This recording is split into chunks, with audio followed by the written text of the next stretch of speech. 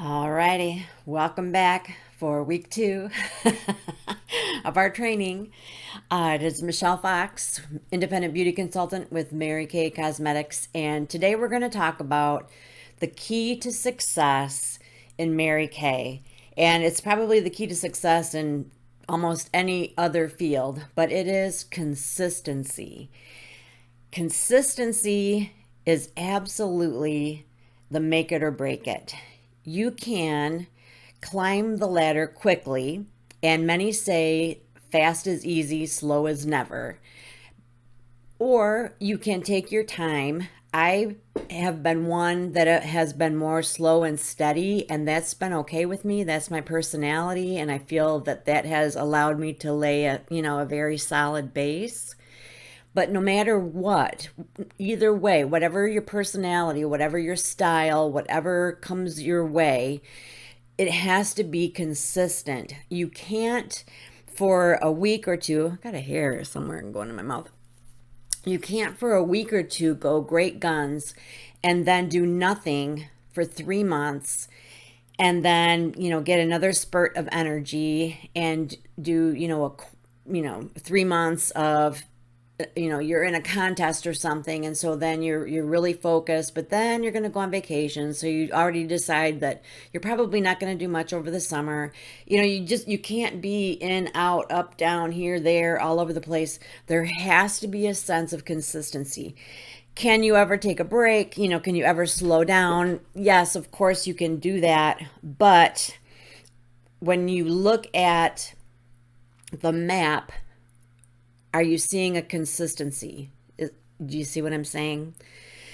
So, some things that can help you in that are to ask yourself, is what I'm doing right now getting me forward in my business? Is what I'm doing right now producing income? Is it developing my customer base? Is it bringing me down the path to success? And if the answer is no, you might need to reevaluate. The simplest thing, I think, and a very successful director, Jill Dramer, who became a director like in 30 days or 34 days, something crazy, earned her pink Cadillac in, I think it was like 90 days, if that. I mean, she was just zoomed to the top, and her thing is so simple. She tells her people to reach out to somebody new every day, to follow up with a customer every day, and to make sure that they're wearing head to toe Mary Kay. That's how she trains people. Keep it simple. But guess what? She's saying do it every day. That's the thing. For me, I went to training every Monday night. I didn't know if I would be good at it. I didn't know what was really going to be required. I just knew that, actually, I didn't know when I signed up, that there was training involved or that kind of thing. But when I found out, because I'm a very good girl, I sign up. I find out everybody goes to a weekly success meeting, is what they called it, and it's a training. And sometimes you can bring guests, but I quickly realized that's the thing, that people that really take this business seriously, they go to the weekly training. So that was a commitment that I made, and I went week in, week out, no matter what. It was a rare case that I did not go to my Monday night training, and if that was the thing that I chose as my consistency in the beginning, then that's great. You know what I mean? Because you need something, you need to start somewhere. And I couldn't say, right from the day one, I started booking 2 classes or 2 parties a week. That would be wonderful, but I wasn't equipped to do that yet. But I could commit to going to a meeting every week, right? So find what you can commit to, find what you can be consistent with. And I think that what Jill Dramer said is fantastic. Reach out to somebody new. You can do that face to face. You can do it online. You can do it through social media. You can do it in a text. There are so many ways to reach out to people now. It can be somebody you know, somebody you don't know, but somebody that's not part of your Mary Kay world yet, somebody that's not a customer yet. Follow up with somebody who is part of your Mary Kay world. That doesn't necessarily mean it has to be a follow up with a sale. It can be, check up and see, hey, how's that skincare working out? Do you like that color? Are you still satisfied with that fragrance? You could just write a thank you note. I really appreciate getting together with you. I had so much fun. Continue establishing the relationships. Continue doing your job, which is to be a consultant. Continue to consult with your customers. We have a tendency to think that when we are calling or texting or contacting them, that we're pestering them. And you need to shift that thinking and realize that you are their beauty consultant. You just sold them, let's say, a skincare set. They may have spent more than they've ever spent on skincare before. It is now your job to make sure that they're using it properly, that they're happy with the results. Sometimes you have to probe because a lot of women have been taught that it's rude or it's not right to say, oh, actually, no, I'm not satisfied. But we need to find out, because if they're not satisfied, it's not because Mary Kay isn't a great product. It's because either they have the wrong formula or they have the wrong line. Like maybe they don't need Time-Wise Repair yet. Maybe they need Time-Wise 3D. Maybe they need Clear Proof, because they've got, all right, I'm going to do this every time I say maybe they need just a different skincare line altogether. But what I'm getting at is that when you call, you're calling as a professional. So don't even think of yourself, if this helps, when you contact people, don't think of yourself as, oh gosh, I am reaching out to them or I'm calling them on my own behalf. Imagine that it was your actual job, your job, that you went to your office and your boss said to you, today I need you to call this person and this person and this person and make sure that they're satisfied with this product. You wouldn't agonize over picking up the phone or texting or sending them a message. You would just do it because it's your job, right? It's the same thing, except you are your own boss, so it's so it's that much better. It's that much better. Think of what you want this business to be, what activities you should or could be doing to get you, where you want to go. We can talk together, what that could be. It's going to be a really hard habit for me to break, isn't it? It's crazy. It's like I can't even think about what I want to say next because I'm so worried I'm going to say,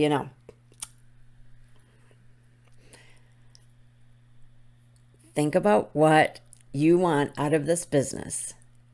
We will discuss together what kind of steps you can take to get there. How much time you can commit to doing that. I'm doing this full time. You don't have that kind of time. Most of you don't have that kind of time. So what I do in a week is going to be different than what you do in a week. However, we can both commit to moving our businesses forward. And I will dare say we can even commit to moving our businesses forward every day. All right? I'm going to show you something called IPAs. Hopefully, if everything works right. I think that's my first one. Yes. IPAs, income producing activities.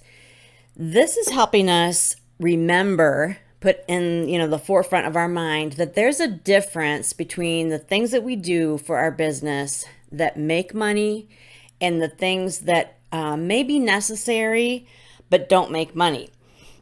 So let's say, you're a busy mom and you also work full time. So you've got, you allow an hour to an hour and a half in the evening to focus on your Mary Kay. If you spend that time, we're going to zoom to the bottom and show what is not an income producing activity.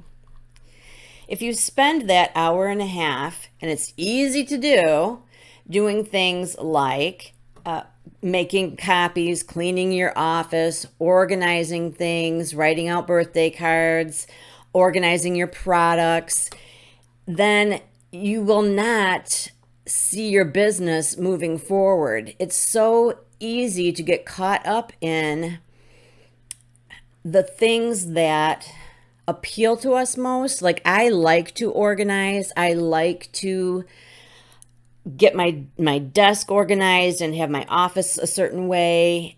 And I don't like to call people. Most people don't.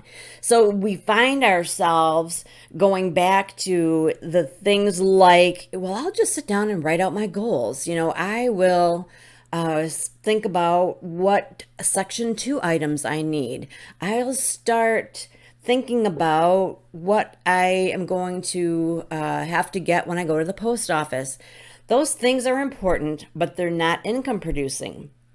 Do we ever do them? Yes, but that's more like what you would do when you are sitting in the car, when you're in a waiting room, when you are on the couch watching a TV show that you're not really that interested in. Sort of extra time. When you find those little snippets of extra time, you can do that kind of stuff. But on the regular, you need to be doing things that actually move your business forward in a powerful, focused, on purpose way. Ideally, holding a party or a facial or booking a party or a facial, but it can be more than that. Calling people for reorders or just calling to see how they're doing with the product. Networking for leads by phone. So that just means asking someone for referrals, or there's so many ways to network. We'll talk about that another day. Presenting the marketing plan, that in a nutshell, that's just telling somebody else why you decided to do Mary Kay, what it is that you love, what your goals and hopes and dreams are, and to get a sense of whether that appeals to them or not. And if it does, then you can present the facts of the marketing plan that you know, meaning, well, you sign your agreement, it costs this much, you get your starter kit, and when you sell, you buy it at, wholesale and you sell it at retail, you make 50% that way. However, you do have some expenses, blah, blah, blah. That's presenting the marketing plan, okay? Keep it simple. You don't have to have a degree to do that. Confirming appointments. Pre-profiling, that would be, let's say, you're going to bring a guest to the training on Monday night, and you know that we're going to be doing faces. You pre-profile that guest by contacting her in advance and saying, I'm so excited that I'm going to see you on Monday. I want to make sure I've got everything just right. Do you have a quick second to answer a couple questions? And you would say, well, first off, are you normal to dry or are you combination to oily? We should probably know that in advance. Do you have any known allergies, any skin reactions, anything that we should know about? Sometimes it's more about making that friendly connection than about getting the answers, because honestly, we kind of streamline the products that they try. But sometimes it really is helpful to get a heads up. Someone says, well, I absolutely can't have anything with rosemary in it. Then we know, okay, well, she can't try the charcoal mask. So that is a significant thing. Following up, following up, following up, following up, following up, following up, following up, following up. That is so important, and I'm going to come back to that in a second. Coaching is sort of like when you coached your kids on the way to grandma's house in the car, and you're saying stuff like, okay, now remember, grandma's hard of hearing, so you have to talk really loud and look at her in the face. And when she reaches down to give you a kiss, don't pull away, because that's just how grandma is. And she misses you and she loves you, and let her give you a big smooch. And you're coaching your kid, like, this is what to expect. And this is how I want you to behave in order for things to go well. And for you coach your guests, you can coach your hostesses. Usually when we talk about coaching, we mean our hostesses. So we coach our hostesses by saying things like, ideally, we would like to have 4 people at your party. So if you could invite 6 to 8, that would be awesome, because you know how it is. Sometimes, people intend to come, but they just can't, blah, blah, blah. If I would need a kitchen table or a dining room table cleared off, would be great. You don't need to worry about making any fancy refreshments. We could have cookies at the tail end, because I just need everybody focused on what we're doing at the table skincare wise. I'll be there at 6:30, and we'll start at 7 o'clock sharp. You're just telling her what you need, what to expect, and answering her questions, and again, making that connection. Filling orders to mail that day. Yeah, that is an income producing activity. That's bottom line what we do. So as you get an order, and this seems like common sense to me, but I do see this happen. When you get an order, you need to be on it, okay? You want to provide the best customer service around. So you fill that order. And if you can't, you explain to the person why and when they can expect it. And if you can't get it from Mary Kay corporate, or you can't order it through the customer delivery service, you contact me and we'll brainstorm what we can do to get the product to that customer, because the last thing we want is for her to be waiting, a week, 10 days, 2 weeks, because you will lose her. Okay. And that, we ain't nobody need that. Calling customers on your preferred customer mailing list. That's kind of obvious, just to call and make sure that they got the mailing. And again, I've said this in the past, it provides a reason for you to call. That's one of the beauties of the preferred customer program. Once it mails, you've got a reason to call, even to just say, did you love that sample as much as I did? That Hopeful Lilac is my new favorite go-to lip gloss. Just giving you a reason to call, giving you a conversation. Listening to recordings, that would basically mean like YouTube videos, setting goals. So this is a little different than like a daydreaming, just sitting in your office, time wasting. I shouldn't say wasting, but this is more specific, and it's something that you do every day, where at the beginning of the day, you can say, all right, today, Monday, the 6 most important things for me to get done today, Mary Kay wise, would be make sure I'm prepared for my meeting tonight, confirm my guest, pack my bag so that I have everything I need, fill my orders. I need to stop at the post office and get stamps, and I really need to clear off my desk. Yes, that counts too. And you do that every day, you do it quickly, and then you have that list in front of you, and those are the things that you want to tick off your list before you do anything else. That is something that's a legitimate thing to do. Attending functions, etc., etc. So you can Google Mary Kay IPAs, everything in the world you can Google. That's I used to just be like, oh, give me that, send me that, make sure that you give me a copy of that. But you can Google anything and you'll find it, and you might find something even better sometimes, because who knows. But if you need something specific and you can't find it, let me know and I'll give you a version of it. But there are so many versions of everything under the sun, Mary Kay wise. So, all right, consistency, having some kind of a plan, doing it daily. You can start with just going to a meeting every week, or just reaching out to somebody every day. And so somebody new, contacting someone that you already have some kind of Mary Kay relationship with, learning about the IPAs, the difference between things that you do that are income producing versus things that really, frankly, are not. Not that they're not important, not that you can't ever do them, but you just have to learn how to prioritize your time.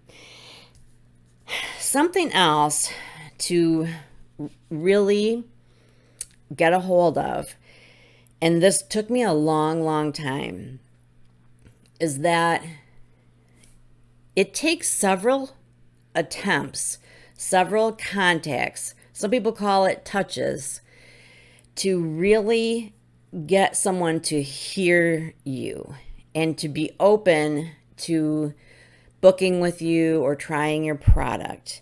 It's called the Rule of 7.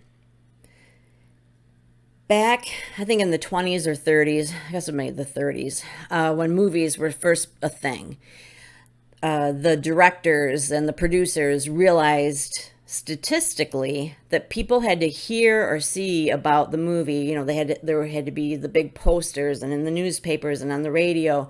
There had to be 7 points of contact before they would make a decision to see a movie. And from that point on, in marketing, we've talked about the rule of seven. There's something about us. It's a combination of, I think we forget. I think when something is new, we're kind of intimidated or we're unsure. And I think because we learn differently, we need to hear in different ways. So let me give you an example. You might think that because you say to somebody face to face at work, hey, we're doing this really cool thing called masks and margaritas. We're going to have free margaritas and we're doing charcoal masks and it's going to be so much fun. Is that something that you think you'd like to do? And she might be like, oh, that does sound really fun. I'll let you know. I'll think about it. I think so. I can probably do that. And in your mind, you think, okay, check her off the list. Like I've asked and answered, done. But that's not done. Okay. So you've asked her face to face. You should probably then text her the information, invite her to the group so that she sees the little flyer that I made. So she's hearing it, she's reading it, she's seeing the flyer. Then when you see her at work a couple days later, remind her, and then remind her again the day before, confirm it, explain what it is, really try to think about anything that she may be wondering, but maybe she's uncomfortable asking, like say it's casual dress, it doesn't cost anything, that kind of thing. In that scenario, you had kind of a positive response right from the beginning, so that's a little bit easier. But even in that case, you still have to remind her and explain it and show her in order to get her there. I promise you, if you talk to her on Sunday, like a week and a day before, and you don't say another word, there is no way in heck that she's going to remember or plan on doing that unless she's a really unusual person.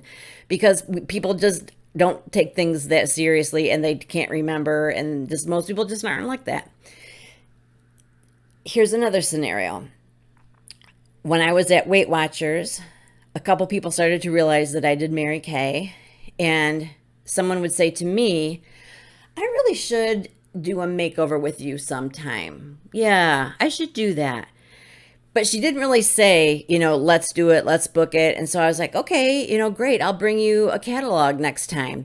So long story short, I brought her a catalog, tried to get her information. She was in a hurry that day. So then the next time I tried to get her information, got her phone number and maybe her email.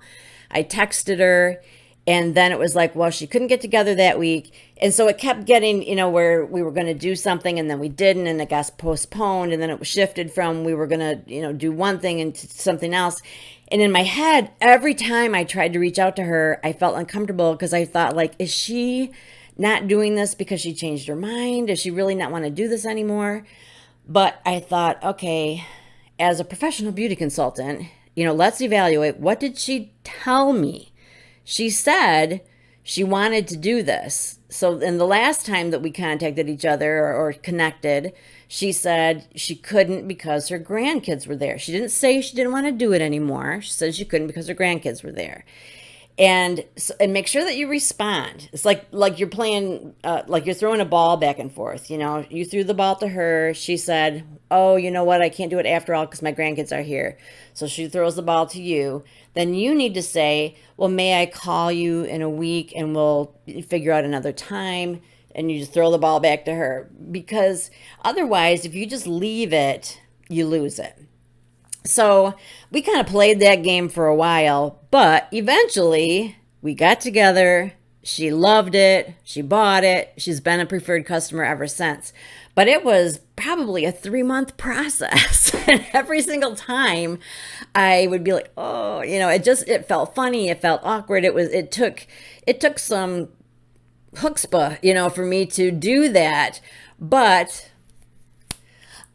I did it because I wanted to be a professional. And when I asked myself, did she tell me to stop contacting her? No, she didn't. She, as far as I know, she wants me to follow through. So follow through.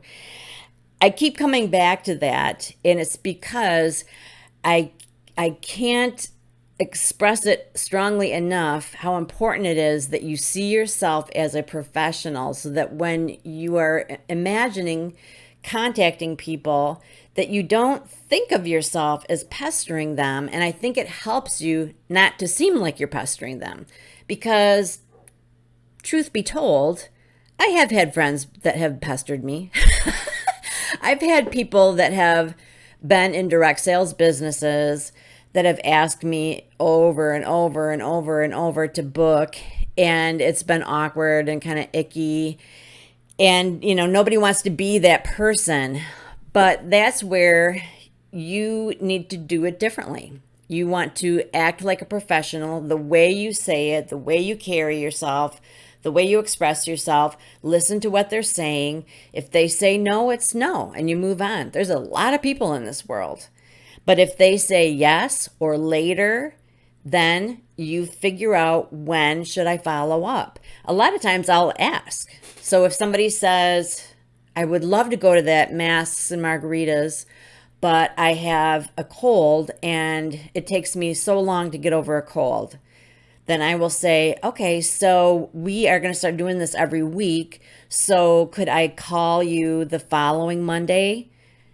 Ask permission. And then you feel better when you contact them again because you've kind of prefaced it. You've let them know this is happening. You can expect me because I'm going to be calling again. Do you see what I'm saying? So those are a couple examples. And then I was thinking also, and I mentioned this last night at our little soiree, that Mary Kay rewards us for consistency. That's basically what all these prizes are. When you get the jewelry for doing a $600 wholesale in a month, when you get a prize for being a star consultant in a quarter, Mary Kay is helping you see that when you sell consistently, that is how you build a business. And they can't control or know how many people you're talking to or how many parties you're having, but they really only see how much inventory you're purchasing. And so that's why that's what they reward. It's on you to make sure that you are out there talking to people and having appointments and that kind of thing. So my little aside right there is, do not fall into the trap of buying inventory that you don't need just to get a pretty prize. Okay? That is a slippery slope, and that's not what it's meant for. It's meant to help you stay focused. If you need to do 600 wholesale in a month, that means you need to sell 300 retail week in, week out to hit that goal. And that is a realistic sales goal. But my point is that if you want to see where you're at, if you want to pace yourself and you want to start taking advantage of all of these rewards and prizes, all of that information is on Mary Kay In Touch. So it behooves you to learn how to find the information and to check it regularly, because by the time you've been in for a year or so, you should know how to figure that out on your own, how to get that information, whether you're going to meetings or not, whether you're super regular or not. You should at least know how to find out where you're at and decide if that's something that you want to run for or not. We get Applause magazine. We used to get it in the mail, but now I think it's going to be digital. That has tons of really important information and deadlines that are relevant. So the information that Mary Kay puts in the emails that they send you, all of that stuff, even though you might feel like, oh, snore, this doesn't apply to me, you'd be surprised how much of it can apply to you if you pay attention to it. If sometimes you might miss a prize just by, a week or a day or, $50. And if you would have just shifted things around a little bit more strategically, you would have gotten a really cool prize. And it is exciting, it is rewarding, and it is something then that you can show people and say, look what I got for doing something I love. That is very real and very meaningful and a great conversation starter. So, okay, I feel like that's plenty to digest. Bottom line, I think that every day you need to make an effort to reach out to somebody new in whatever way best suits you, face to face, text, online, whatever. And you need to follow up with someone current, check on an order, send a thank you note, whatever. Just do something to continue that relationship with the people that are in your Mary Kay circle, and make sure that you're using the product from head to toe. That makes a difference. The more familiar you are with the products, the more in love you are with the products, and you can speak genuinely about the benefits of the products, you will sell more.